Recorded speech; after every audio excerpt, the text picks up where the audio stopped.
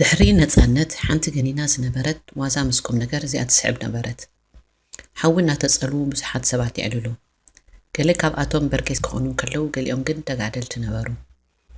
ሓደ ሽማግለ ሰብኣይ ብግዜ ጥልያን መዓሲና ናይ ገዛእ ርእስና ሃገር ትህልወና እናበልና ንሓልም ነርና። ንሶም ምስ ከዱ ግን እንግሊዝ መፂሑ ሒዙና።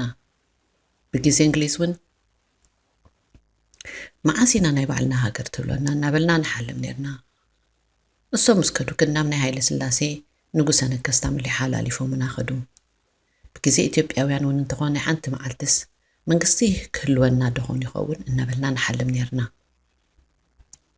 ብድሕረዚ እቶም ሰብኣይ ሱቕ በሉ። ሱቕ ተበልካስ ሱቕ ተመርኮስ።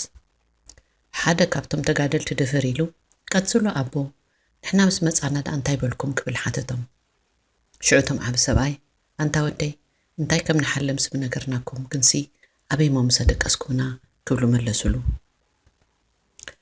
C.S. ሉዊስ ዝተባህለ ፀሓፋይ ካብቲ ኣብ ሕሉፍ ዝነበረኪ ፍልይ ዝበለ ሕልሚ ወይ ከዓ ሓድሽ ሽቶ ክትገብር ዕድመ ኣይሓተትን ይበለ። ማለት ሓደ ሰብ እንተ ደኣ ኣብታ ፈላሚት ሕልሚ እንተዘይተዓዊቱ ዋጋ የብሉን ማለት ኣይኮነን። ምናልባት ነታ ዝነበረት ሕልሚ ወይ ነታ ዕላማ ክሕድሳ ኣለዎ። ካብዛ ዝተሓደሰት ሕልሚ ድማ ንውሕ ዝበለ ጉዕዞ ገለ 50 ዓመታት ንቕድሚት ወሲዱ ሓንቲ ብሰላም እትነብር ኣብ ገማግም ቀይሕ ባሕሪ ዝርከብ ቀጠልያን ሰማያውን ዝኾነ ባሕሪ ኣብ ትሕምብሰሉን ኣብ ትሕቲ ሕግን ስነ ስርዓትን እትነብረሉ ሃገር ከም ዘለኻ ጌርካ እትቆፅሮ ቦታ ኣሎ ኢልካ ምሕሳብ ከድልዩ።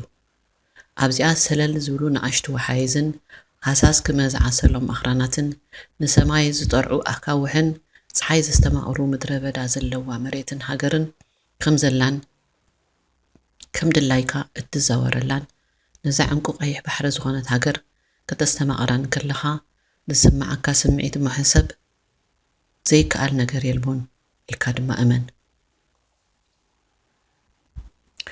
ሓደ ኣብነት ኣብ እዋን ካልኣይ ኩናት ዓለም መራሒ ዓዲ እንግሊዝ ዝነበረ ዊንስተን ቸርችል ክስዕር ዘኽኣሎ ነቶም ምስኡ ዝሰርሑ ኣባላት መንግስቲ ዝሃቦ በዚ ብዘይካ ደምን ስራሕን ረሃፅን ንብዓትን ካልእ ዝውሃብ ይብለይን ዝፍለጥ መደረ ክሳብ ሎሚ ይዝከር።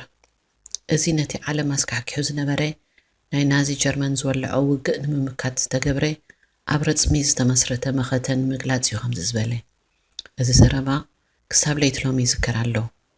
ኣብቶም ሰማዕቲ ድማ ሓድሽ ተበግሶን ሓድሽ ንሒን ኣለዓኢሉ ኣብ ዜጋታት እንግሊዝ ክሳብ ሎሚ ዝዝከር ናይ ስምዒት ድሪኽትን ዝዓበየ መደረ ተባሂሉ ይንገረሉ ኣሎ።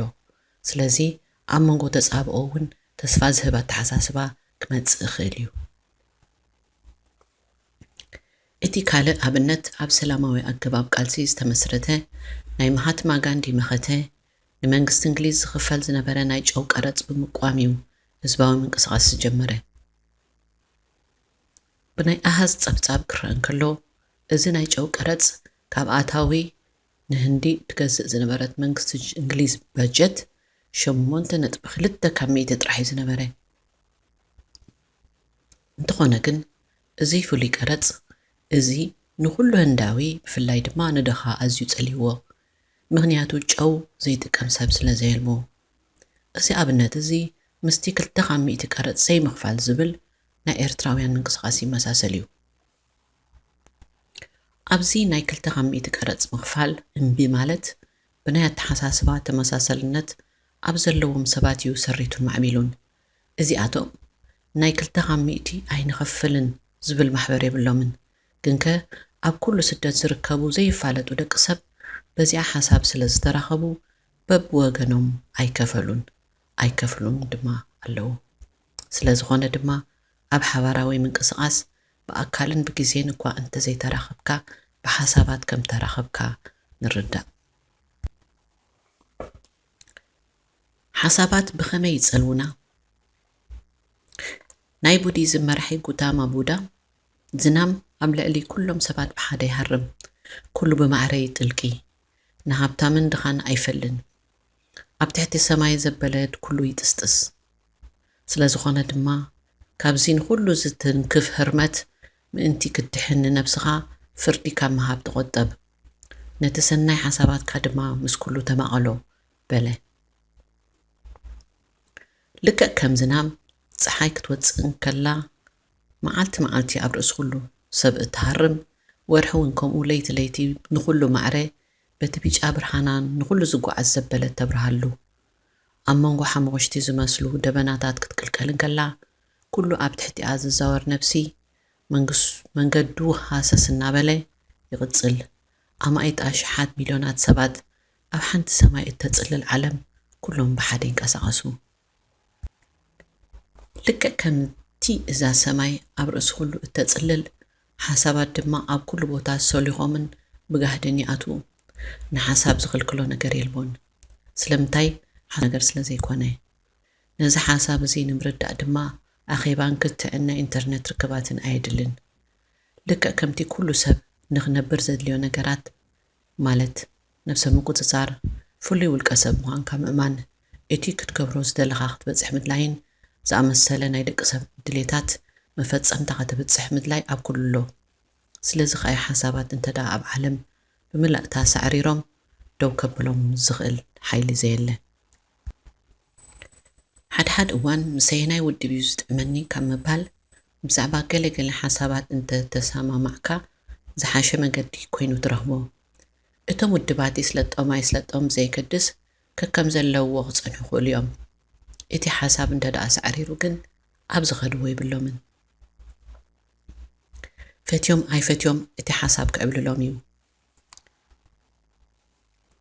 ከምቲ ዝበሃል ደቂ ሰብ ያኢ 80 ካብ 100 ናይ ሓንጎሎም እዮም ዝጥቀሙ ዝብል ኣረኣያ ነይሩ ነዝስ እስከ ናይ ብሓቂ ይጠቐሙሉ እቲ ሓቂ ግን ዝበዝሑ ደቂ ሰብ ብስምዒት ስለ ዝኸዱ ነቲ ኣብ ቅድሚኦም ዘቃጥም ቀሊል ሓሳባት ከስተማቕርዎን ከሰላስልሉን ኣይበቑን ስለዚ ከዓ እዩ ገለገለ ዝውሰድ ውሳኔታት ዘገርምን ዘደንጹን ካብዚ ሓሊፉ ከዓ እዩ ለውጥን ውሑዳት ናይ ለውጢ ሃዋርያ ኣብ ፍሉይ እዋን ዝቕልቀሉ ሓርነት ዝድለ ዘሎ ኣንጻር ምውዳብ ስለ ዝኾነ ኣይኮነን ምኽንያቱ ደቂ ሰብ ብምውዳብ እዮም ኣብ ዓወት ዝበፅሑን ከም መርኣያ ናይ ክእለትን መሃዝነትን ዘስልጥ ተኽእሎ ዝረኽቡሉ እንታይ ደኣ ብኩሉ መዳያቱ ዝባሓተ ዓይነት ኣወዳድባ ማለት ናይ በይንኻ ዝያዳነት ትረኽበሉን በዚ ድማ ካልኦት ዝሓሸ ነገር ክገብሩ ምስ ዝፍትኑ ብሓይሊ ምዕምፃፅን ምኽልካልን ዝገብር ኣወዳድባ እዩ ክንነፅግን ናጽነት ንኽህሉ ፃውዒት ዝግበር ዘሎ በለ ፍሬድሪክ ሃይግ በታ መንገዲ ጊልያነት ትብል መጽሓፉ ተፈላጥነትን ናይ ኖቤል ብልጫ ዝረኸበ ናይ ቁጠባ ተመራማራይ ስለዚ ድማ እዩ ካልኦት ሰባት ዝሓሸ መንገዲ ንኽህሉ ክፅዕሩን ከለዉ ዲክቴተራት ድማ ብዙሕ ግዜን ተግባራትን ኣንጻር ዝተርእዮ እዚ የዋፍሩ ፍልይ ዝበሉ ደቂ ሰብ ጉጅለታት ይኾኑ ውልቀ ሰባት ውድባቶም ሃይማኖቶም ምሕዝነቶም ኣብ ድሌት ጥራሕ ዝተመርኮሰ ይኹን ካልእ ንኽመርፁ ዕድል ክህብ ኣይደልን እዩ ሓደ ጨቋኒ ስርዓት ምኽንያቱ ከም ውልቀ ሰብ ኮንካ እትገብሮ ምርጫን ካብኡ ዝርከብ ታሕጓስ እቲ ዲክቴተር ግብሕቶ ንዝደሊ ዓለም ኣንጻሩ ስለ ዝኾነ ሰማያዊ ሽብር ኣንጻር ሰማያዊ ሰላም እቲ ኣብ ልዕሊ እዛ ካብ በኽሪ ክሳብ ሕሳስ ልደ ብዙሕ ዝኸፈለት ንእሽቶ ሃገር ዝወርድ ዘሎ ግፍዕን መከራን ቅድሚ ሎሚ ተራእዩ ዘይፍለጥ ክስተት እዩ ምዚ ክወዳደር እንከሎ ብሰንኪ ኢትዮጵያ ኣብ ልዕሊ ህዝቢ ኢትዮጵያን ኤርትራን ዝወረደ ቀይሕ ሽብር ሓፂር እዩ ነይሩ ክበሃል ይከኣል ምኽንያቱ እቲ ዝመረረ ወግዓዊ ሽብር 1976 ክሳብ 1978 ኣቢሉ እዩ ተኻይዱ እዚ ሓድሽ ተርእዮ ግን ንዓመታት ዝኣክል ብፍላይ ድሕሪ ናጽነትን ወግዓዊ ልባስ ኣብ ዝገበረሉ ካብ መፈለምታ 2001 ኣቢሉ ክሳብ ሎሚ እዩ ዝካየድ ዘሎ ብዛዕባ እዚ ጋዜጣታት መርበባት ሕቡራት መንግስታትን ካልኦት ናይ ሰብኣዊ መሰል ተጣበቕትን በብግዚኡ ፀብጻባት ከቕርባ ወሪሐንን ከሪመንን እየን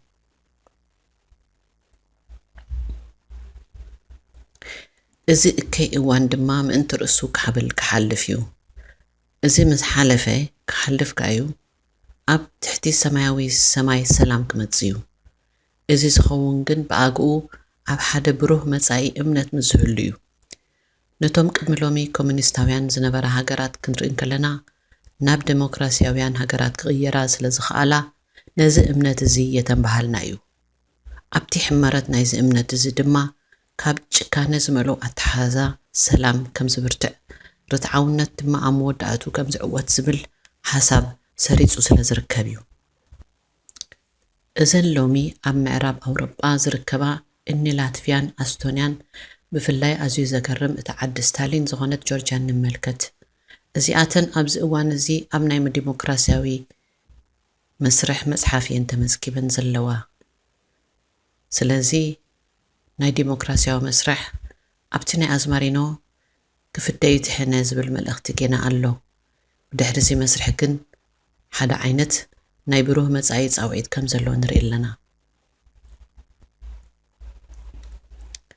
ኣብ ዝሓለፈ ሓፂር እዋን ዝተረኣየ ግዳይ ባሕሪ ምጥሓል ዝተረኸበ ሬሳታት ከይተላዕለ ናይ ሳዕስዒትን ዳንኬራን ክስተት ናይ ምቕባል ዓቕምን ድሌትን እናወሓደን እናዝሓለን ይኸይድ ኣሎ። እንተኾነ ግን እዚ ህልው ኩነታት ክሳብ ኣብ ክጽወር ዘይክእልሉ ደረጃ ከይተበጽሐ ለውጢ ክመጽእ ኣይክእልን እዩ። ነዚ ህይወት ደቂ ሰብ ዋጋ ተሳኢንዎ ኣብ ዘለወሉ ኩነት ደሰንብድን ዝሕዝንን እኳ እንተኾነ ለውጢ ስለ ዝደለኻ ጥራሕ ለውጢ ኣይመጽን እዩ። ክመጽ እዩ ዝብል ምልክታት እውን የልቦን። ምኽንያቱ እዚ ሰማያዊ ሽብር ካብ ፍረጣፍ ክሳብ ሓርማዝ ዝኣክል ጉዳይ ኣብቲ ሃገርን ይኹኑ ብመጠኑ ኣብ ወፃውን ብሓበሬታ ተቋጻጺርዎ ስለ ዝርከብን ንኹሉ መዓፈንታ ክገብረሉ ስለ ዝፍትን እዩ። ኪኖ እዚ ፍርሕን ከበባን እዚ ግን ሓንቲ ናይ ሕልምን ተስፋን ተሕጓስን ሃገር ኣላ። ብሰላም ምዕራፍን ንሞት ከም ባህርያዊ ኩነት ናይ ምቕባልን ነቶም ዝሓለፉን ኩሉ ግዜ እንዝክሮም ንነጻነት ናይ መወዳእታ ዋጋ ብሂወቶም ዝኸፈሉ ዝኸውን ፍሉይ ባይታ ከነዳልወሎም ይግባእ። እወ ኣብ ባይታ ዘሎ ኩነት ከምቲ ኣሽሓታማ ኢድ ዝተተምነይዎን ሂወቶም ዝኸፈልሉ ዕላማ ኣይኮነን። ነዞም ጀጋኑን ግዳያትን እዚኦም ንሶም ዝሓሊፎም ምስከዱ ዘጋጠመ ኩሉ ክንነግሮም ኣለና። እዚ ምስ ሞት ክንገብሮ ንደሊ ዘለና ዝምድና ክንርድኡልና ድማ ተስፋ ንገብር። እዚ ናይ ዘረባ ምልልስ እዚ ኣብ ተግባር ስለ ዘይከኣል ምስቶም ህልዋት ተዛሪብና ነቲ ብድሕሪ 1991 ዘሎ ህልው ኩነታት ሞት ንዘትየሉ ካብቶም ዝሓለፉ ቁጽሮም ብዘይገድስ ካልኦት ንቡር ህይወት ንኸሕልፉ እዮም ደረቶም ነፊሖም ዝኸዱ። ስለዚ ድማ ነዚ መስዋእቲ ዝበሃል ጉዳይ ኣብዚ ናይ ረመጽ ሓሙኽሽቲ ህይወት ኮይና ዘላ ሓዳስ ኤርትራ ቦታ ከም ዘይብሉ ነተንብሃሎም። ዝገርም ኣብነት ኣብ ገድሊ ዘይነበረን ኣብ ወጻኢ ተማሂሩ ከም በርጌስ ሚኒስተር ዝነበረ ዜጋ ብሕማም ምስ ሞተ ተሰዊኡ ተባሂሉ ተቐቢሩ። ስለዚ ናብዛ መስዋእቲ እትበሃል ቃል እንደገና ክንፋለጥ ኣለና። እዚ ካብ ሃይማኖታዊ መበቆል ዝተወስደ ቃል መስዋእቲ ነዞም ካበይ ከም ዝተማህርዎ ዘይፍለጥ ዓይነት ነብስኻ ናብ ቅድሚት ዓረርን መድፍዕን ኣቲኻ መጻኢ ትውልዲ ሓድሽ ህይወት ክረክብ ምእንቲ እየ ዝሓልፍ ዘለኹ ዝብል ኒሕ ብምግባር ከካብ ዝጠፍሉ መገዲ ተመሊሶም እንተዝሪኡስ እንታይ ምበሉ እዩ ዘበለካ? ኣብ ክርስትና ቀዳማይ ስዎ ቅዱስ እስጢፋኖስ ነበረ። ንሱ ብዝጀመሮ ድማ ክሳብ ኣብ ሮሜ ከይዶም እቶም ዝሸምገሉ ጴጥሮስን ጳውሎስን እውን ተኸቲሎሞ። እዚኣቶም ሃዋርያ ግን ኣብ ታሪክ ዓለም ክሳብ ለይቲ ሎሚ ስሞም ክጽዋዕ ይነብር ኣሎ። ኣብዛ ኩነታታ ኣብ ዘደንጹ በፂሓ ዘላ ኣብ ቀይሕ ባሕሪ እትርከብ ንእሽቶ ሃገር ግን ጽባሕ ኣቓልቦ እትስሕብን ጽቡቕ ናብራ እተቕርብን ሃገር ንምርካብ ከም ንፋስ እናተሓንበቡ ናብ ሞት ዝዘለሉ ኣጓቡዝ እትፍልፍል ኮይና ደኣ ተረኽበት። ኣብ መጻኢ ካልእ ክኸውን ይኽእል እዩ። ኣብዛ ናይ ሎሚ እዋን ግን ናይ ዋላ ሓደ ተካል ጅግና ስም ይኹን ሓወልቲ ዘይተተኽለላ ካብ ኩናት ካብ ዝወፃ ፍልይ ዝበለ ናይ ምርሳዕን ህቡብነት ናይ ምቕባርን ጠባይ ዘማዕበለት ሃገር ኮይና እያ ጸኒሓ ዘላ። እቲ ሕሉፍ መስዋእቲ ካይድ ኣብ ዝነበረሉ እዋን ኣብ ክቱር ስምዒትን ድርኺትን ዝሰረተ ስለ ዝነበረ ሓለፍቲ ነዞም ተሓንበብቲ ኣብ ናይ ስምዒት ዓለም ዝጥሕልሉ ናይ ስዋን መስተን ሳዕስዒትን ባህሊ ኣማዕቢሎም ነበሩ። መስዋእቲ ዝበሃል ኣምር ብፍላይ ንሃይማኖት ክርስትና ከም መፈለምታ ጠባዩ መጠን ሓደ ዓቢ ናይ ታሪክ ተመራማሪ ክርስትና ሓደ ካብቶም ንናይ ሮሜ ስልጣን የዘውደቐ ባእታ እዩ ንምባል በቂዑ። ምክንያቱ ኣብ ናይ ባይታ ዘሎ ናይ ምንባር ህይወት ኣብ ክንዲ ዝመርጹ ድሕሪ ሞት ንዘሎ ህይወት ዝማጣጠሩ ደቂ ሰብ ስለ ዝበዝሑን ነቲ ስርዓት እውን ሓብለልዎ። ስለዚ ኣብ ትሕቲ ተግባራዊ ዝኾነ ስርዓት ሮሜ ንዝርከብ ህይወት ብግቡእ ክሕዝዎን ከስተማቕርዎን ኣይከኣሉን። ንምንባር እውን ኣይተመጣጠሩን። ኣብዚ ክንመሃሮ ንኽእል ነገር ኣሎ ዶ ወይስ የለን? ክንደይ ኣሽሓት እዮም መስዋእቲ ቅቡል ስለ ዝኾነ ናብቲ ናይ መወዳእታ መንገዲ ዝሰጎሙ። ኣብ ንቡር እዋንን ዓለምን ሃገራትን ግን ተራ ወተሃደራት ንኽሞቱ ኢሎም ኣይኮኑን ናብ ውግእ ዝኸዱ። እንታይ ደኣ ንሃገሮም ክከላኸሉን ንመሪሕ ህይወቶም ክዕቅቡን ብቐንዱ ግን ክዕወቱ ኢሎም እዮም ናብ ኩናት ዝኣትዉ። ሞት ኩነታት ተስዕቦ ጉዳይ ደኣ እምበር ምርጫ ስለ ዘይኮነ፣ ስለዚ እቶም መስዋእቲ ዝኣምኑ ሰባት ንህይወት ኣይዳለውን፣ ሓሊፎም ድማ ኸይዶም። እቲ ኣተሓሳስባ እንተተዓዚብናዮ ግን ኣይግድን። ምክንያቱ ንናይ ህይወት ግደ ኣብ ግምት ኣይእቱን፣ ኣብ ናይ ሕልፈት ጥራይ ይጥምት። ስለዚ ድማ ክፍዐኛ ዝኾነ ሰብ እዚ ኣመር እዚ የድልዮን ይጥቀመሉን። መዓልቲ መዓልቲ ድማ ተሰዊኦምን ተሰዊአንን ክብል ይውዕልን ይሓድርን። ቀጻልነት ናይዚ ኣገላልጻ እዚ ማለት ነቲ ስርዓት ዘገልገሉ ግንከ ኣብ ገድሊ ንዘይነበሩ ተሰዊኦም ኢልካ ክትነግረሎም ከለኻ ንቡር ኣይኮነን።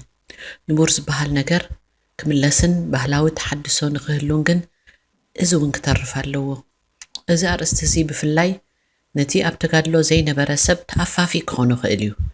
ግንሲ እቲ ኣብ ተጋድሎ ዝነበረ ደኣዩ ብፍላይ ዝምልከቶን ብዛዕባ እዚ ጉዳይ ማለት እንታይ ይፀውዑ ኣይፀውዑ ዝብል እምበር ነቲ ብደገ ንዝነበረ ኣይኮነን።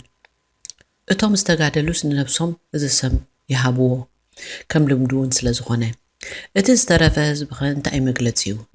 ከምቲ ልማድ ኣቦታቶም ዓሪፎም እዮም ዝበሃሉ ኣለዉ። እቶም ዝተጋደሉ እውን በብሓደ ሓልፉ ኣለዉ። እቶም በርገስ ግን ብሰላም ዓሪፎም ወይ ከዓ ብሞት ካብዚ ዓለም ተፈልዩና ተፈልያትና ተባሂሉ ምስ ታሪክ ህይወቶም ክስርሰር ኣሎ። ኣብ ውሽጢ ሃገር ግን ነቶም ተጋደልቲ ነበር ሕጂ እውን እንተኾነ ተሰዊኦም ተባሂሎም እዮም ዝቕበሩ ዘለዉ። ዕድሎም ጽቡቕ ኮይኑ ኣብ ናጽነት በቂዖምን ዝበዝሑ ናብራ ንቡር ሓዳርን ውላድን ገዲፎም እዮም ዝኸዱ ዘለዉ። እቶም ብፅኦቶም ግን ካብ ኣፍ ደገ ኣስመራ ክሳብ ቃሮራን ቤይሉልን ባርካን ሳሕልን ተሰጢሖም ዝበዝሑ ንቡር መቓብር ከይረኸቡ እዮም ተሪፎም። ብዙሓት መንእሰያት እውን ኣብ ናይ ዶብ ኩናት ኣርኪቦምዎም። ስለዚ ካብ 1991 ኣስታት 24 ዓመታት ንቡር ናብራ ዜጋ ነቢርካ ከተበቅዕ ብሕማምን እርጋንን ሞይትካ ክነስኻ ከምቶም ኣብ ኩናትን ኣብ ትሕቲ ታንክታትን ደብዳብ ነፈርትን ግዳይ መድፋዓትን ዝኾኑ ብጾትካ ነበር መንእሰያት ማዕረ ኣብ ናይ መቓብር ታሪክ ክትስራዕ እንከለኻ እንታይ ይበሃል? እቲ 24 ዓመታት ደኣ ካብ መን ተወሲዱ? ለውጢ ንኸይመጽእ ዝዓግቱ ብዙሓት ነገራት ኣለዉ። ሞትን ምስ ሞት ዘሎ ዝምድና ሓደ ካብዚኦም እዩ። እቶም ኣቦታትና እኳ ብዓቕሞም ኣብ ታሪኾምን ናይ ፍርዲ መዛግብቶምን ብዛዕባ ሞትን ኣስዒቡ ዝመጽእ ጉዳያት ንዝምልከት በብኣውራጅኦም ብ1880ታት ኣቢሉ ሕግን ስርነ ስርዓትን እንዳባ ኣውፅኦም እዮም። ኣብዚ ሕግታት እዚ ኣገባብ ናብራን ካብቲ ዝነኣሰ ኩነት ክሳብ ዝለዓለ ከጋጥም ንዝኽእል ክስተት ተዘርዚሩ ሕግታት ኣስፊሮምዎ ይርከብ። ስለዚ ኣብዚ ኣገባብ እዚ እውን ሕግን ግዝኣት ሕግን ንህልው ይከላኸል፣ ንዝሞተ ድማ መዕረፊ ይገብረሉ። ሓድሽ መጀመርታ ንዝጓዓዝ ዘሎ ጎስጓስ ሓደ ናይ ሓባር ፈትሊ ኣሎ። እዚ ፈትሊ እዚ ዝተጠናነጉ ሕብሪ ከም ምልክት ሰማያውን ጻዕዳን ሕብርታት ንውሰዶም። እታ ሰማያዊት ከምቲ ንቡር መግለፂት ሃገር እያ። እታ ጻዕዳ ድማ ነቲ ዝወረደ ሓጢኣትን ገበንን ሓፂባ ሓድሽ ህይወት ንምትካል እትሕብር ናይ ንጽህና መረዳእታ ክትከውን ትኽእል። እዚኣተን መርኣያ ሲምቦል ምስተን ክልተ ሰራማት ውድባትን ባንዴረአንን ኣርማታትንን ወርትግ ዝተሓሓዘ የብለንን። ሓድሽ ሕብርታት ክንከ ኩሉ ውልቀ ሰብ ናተይ ኢሉ ክዛመደንን ክትጥቀመለንን ክትስፈወለንን ዝኽእላ ሕብርታት እየን። ማይ ዝመስል ጻዕዳ ሰቲ ሕብሪ ንጹህ እዩ። ቀይሕ ባሕሪ ዝስሙ ይኹን እምበር ብሓቅስ ብቐረባ ምስ እንዕዘቦ ሰማያዊን ቀጠልያን ዝሓዋወሰ ተርኮይዝ ሕብሪ እዩ ዘለዎ። ስለዚ ድማ ጻዕዳ ሰትን ሰማያዊን ሕብርታት ከም መርኣያ ውሽጣዊ ህርፋናን ተስፋናን ክኾና ይኽእላ። ሓደ ነጻ ሕብረተሰብ ከመይ እዩ ንዝብል ሕቶ ሓደ ነጻ ሕብረተሰብ ንምህናጽ ሓደ ናይ ሓሳባት መንገዲ ምዃኑ ንዘክር። እዚ ኣብ ሓቦ ዝተመስረተ ምርምር ነጻ ዝኾነ ሕብረተሰብ ሕመረቱ ኣብ ፍልስፍና ዝሓዘ ርትዓዊ መስመር ምዃኑ ኣሚንና ብቓጻሊ ኣእምሮና ከም ዝበላሓትን ጸጸኒሑ ሓድሽ መስርሕ ክንሃንጽን ነጻ ዝኾነ ሕብረተሰብ ክንፈጥርን እንተዘይክኢልና ዕላማ ናይ ነጻ ህይወትሲ ኣብ ሓደጋ ከይወድቕ ዘፍርሕ እዩ። ኣብ ናይ ሊበራልነት ዓለም ክሳብ ዘለናን ኣብ ናይ ሓሳባት ቀንዲ ምንጪ መፍትሒ ሽግራት ምዃኖም ክሳብ ዝኣመንና እዋን ግን እቲ ኩናት ስዒርናዮ ማለት እዩ ኢና በለ እንደገና ፍሬድሪክ ሃይክ ንምጥቃስ። ኣብቲ ለውጢ ዘይደሊ ደንበ ድማ እዚ ዝስሕብ ዝመግለፂኦም ሰባት ኣለዉ። ፈራሓት ካብ ናይ ዕግርግር ናይ ናጽነት ህድኣት ናይ ዲክታተርነት ይመርጹ በለ ቶማስ ጀፈርሰን። ኣብ ዲክታተርነት ሓድሽ ሓሳባት የፍርሕን የሰክፍን እዩ። ከምቲ ካብ ዘይትፈልጦ መልኣኽ ትፈልጦ ሰይጣን ዝብል ምስላእ እውን ነዚ ይገልጽ። ስለዚ ነቲ ባይታ ዝንውንው ንፋስ ይኹን ሓሳብ ኣይቅበልን። ዘሎ ጸገም ምዚ ኩነታት ተሰማሚዕካ ክንበር ይከኣል ድዩ? ብኣሻሓይት ኣማኢት እናሃደሙን እናተሃድኑን ኩሉ ስድራ ቤት ተተንኪፉን ናይ ሃገር ምንጪ ሰብ እናተዘዋወ እንከሎ ምቕባል እውን ካብ ማህሰይቲ ዘየድሕን ኮይኑ ይርከብ። ሓሳብ ብጉጅለ ክመጽእ ይኽእል፣ ብሓደ ውልቀ ሰብ እውን ክብገስ ይኽእል። ሓደ ሓቦኛ ሰብ ክንዲ ብዙሓት እዩ ዝቝጸር። ስለ ዝኾነ ድማ ኣብ ሙሉእ ዓለም ብኣሽሓት ዝቝጸሩ ተኸልተልቲ የጠሪ። ከምዚ ስለ ዝኾነ ኻዩ ሓሳቡ ንጹህ ዝኾነ ሰብ ኣብ ቀንዲ ኣተኩሮ ጨቋኒ ዝኣቱ። ሓሳባቱ ይስረቕን እቲ ዋንኡ ድማ ይበሳብስን ይነኣኣስን ይጠፍእን። ጨቆንቲ ድማ ብዝከኣሎም ነዚ ሓሳብ እዚ ከጥፍእዎን ካልእ መልክዕ ከትሕዝዎን ሓቀኛ ትርጉሙ ድማ ኣብ ግብሪ ከም ዘይውዕል ክገብሩ ይጽዕሩ። እቶም ኣብ ላዕሊ ዝተጠቕሱ ፈራሓት ድማ ምእንቲ ሰላምን ህድኣትን ክብሉ ንናብራ ስርዓተ ሕጊ ኣንቂጾም ግዳይ ናይ ጭቆና መስርሕ ይገብርዎ። ግንከ ኩሉ ሰብ ግዳይ ገፋዒ ኣይክውንን እዩ። ስለዚ ካብቶም ተረፉ ውፅኣት መዓት ይኹን ሓድሽ ውልዶ ዝኾነ ዓይነት ናይ ለውጢ ሽግ ዘብርሁ ኣይክስኣኑን እዮም።